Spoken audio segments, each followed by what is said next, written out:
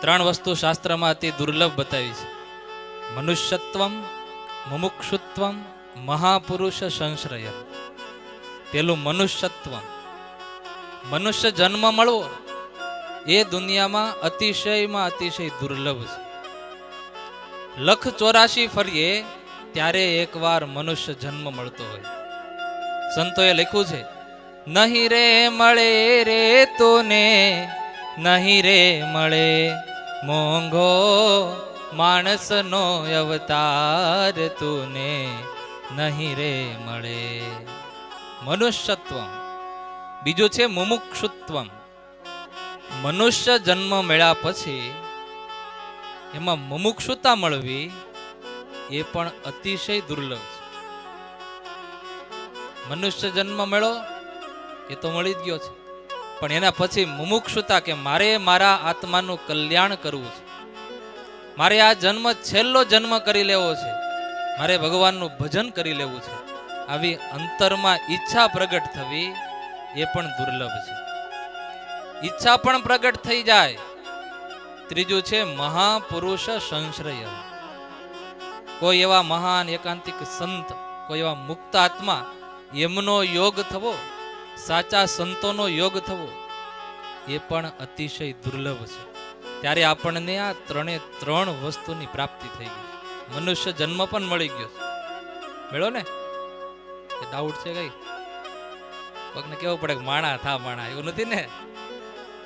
મનુષ્ય જન્મ પણ મળી ગયો છે, મુમુક્ષુતા પણ છે. આપણે કથા સાંભળવા માટે બેઠા છે અને ભગવાનને, ભગવાનના સંતો, શાસ્ત્રો, આવા ભક્તાઓ, એમનો આપણને યોગ પણ થઈ ગયો છે. ત્યારે ત્રણ વસ્તુ મળી ગઈ છે. હવે કરવાનું શું છે તો કે ત્રણેય વસ્તુનો ઉપયોગ કરી લેવાનો છે. જ્યાં સુધી આપણો શ્વાસ ચાલે છે ત્યાં સુધીમાં આપણે આપણા આત્માનું કલ્યાણ કરી લઈએ. આગે ધંધા પીછે ધંધા, ધંધા મધ્યે ધૂન લગાએ 100 સાહેબ કા બંદા. ધંધા બિઝનેસ તો ચાલવાના જ છે, પણ એની વચ્ચેથી સમય કાઢીને જો ભગવાનમાં, સત્સંગમાં આપણે થોડોક આપણું મનને પરોવીએ તો એ છેલ્લે કામ આવશે. લાખો રૂપિયા ખર્ચનારા, કમાનારા એ બધા અહીંયા મૂકીને જતા રહ્યા છે, પણ જેણે ભગવાનનું ભજન કર્યું છે, ભક્તિ કરી છે. આમ તો એક ગામ હતું, એમાં એક પરિવાર રહેવા માટે જતો હશે.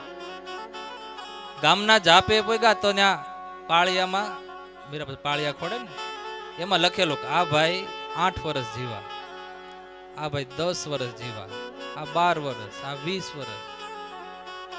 20 થી વધારે કોઈ નહીં. એટલે આને થયું કે આ ગામમાં જવાય નહીં, કારણ કે આમાં તો 20 થી વધારે કોઈ જીવતું જ નથી. હાલો પાછા વળો. પાછા વેળા તો ત્યાં કોઈક ગામજનો બેઠા હશે, વડીલો, કે કેમ ભાઈ ક્યાં પાછા રિટર્ન જાવ? કે આ ગામમાં થોડું રહેવાય. કેમ?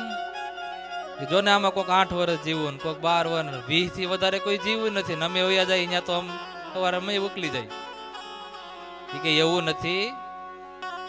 અમારા ગામનો એવો રિવાજ છે કે એના જીવન દરમિયાન એમણે જે ભજન કર્યું હોય, સારા કાર્યો કર્યા હોય, પરોપકારના કાર્યો કર્યા હોય, એનો આખો સરવાળો થાય અને પછી એમાં જેટલા વર્ષ આવે એટલા જ વર્ષ અમે જીવા માની.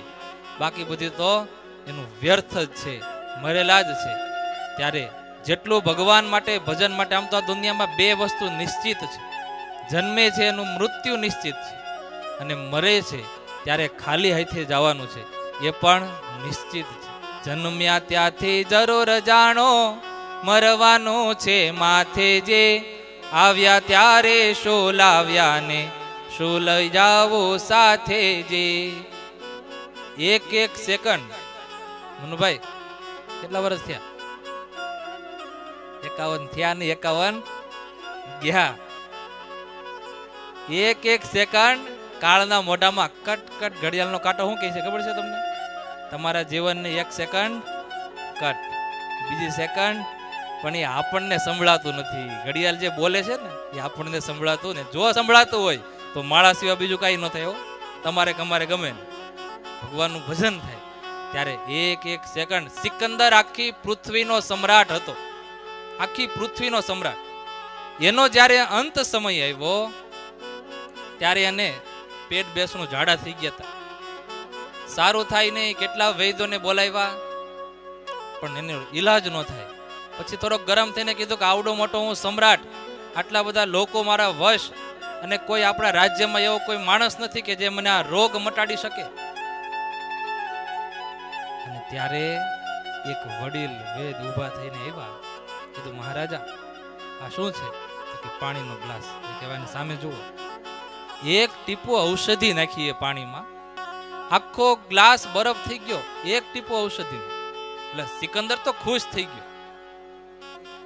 ઈ કે એક ટીપો ઔષધિ થી બરફ થઈ જાય આ પાણી, તો મને પાઈ દો, મારા રોગ છે, ઝાડા છે, એ સારા થઈ જાય.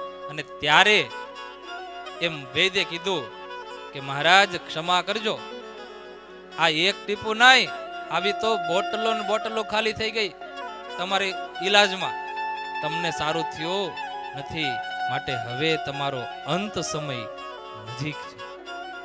અને ત્યારે સિકંદરને આંખો ખુલી કે ઓહો, મારે પણ અંત સમય, મારે પણ જવાનું, હું પૃથ્વીનો સમ્રાટ છું તો પણ. કે મહારાજ જે પૃથ્વી ઉપર આવે છે ને એને જવાનું તો નિશ્ચિત છે. તો આ બધા મારા આટલા બધા સૈનિકો એ કોઈ સાથે આવે? એ નો આવે. તમારું સૈન્ય કઈ હારે આવશે કે? એકી પક્ષમાંથી કોઈ હારે નહીં આવે.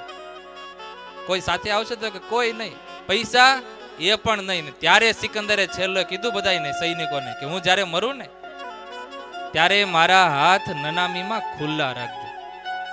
અત્યાર સુધી તો મેં કોઈને ઉપદેશ આપી ન શક્યો, પણ આ છેલ્લે મારે આ બધાને ઉપદેશ આપીને જવું છે કે હું આવ્યો તો ત્યારે ખાલી હાથે આવ્યો હતો, અને અત્યારે જાઉં છું ત્યારે પણ ખાલી હાથે જાઉં છું. અત્યારે આખી પૃથ્વીનો સમ્રાટ છું, છતાં પણ અત્યારે જાઉં છું તો ખાલી હાથે જાઉં છું.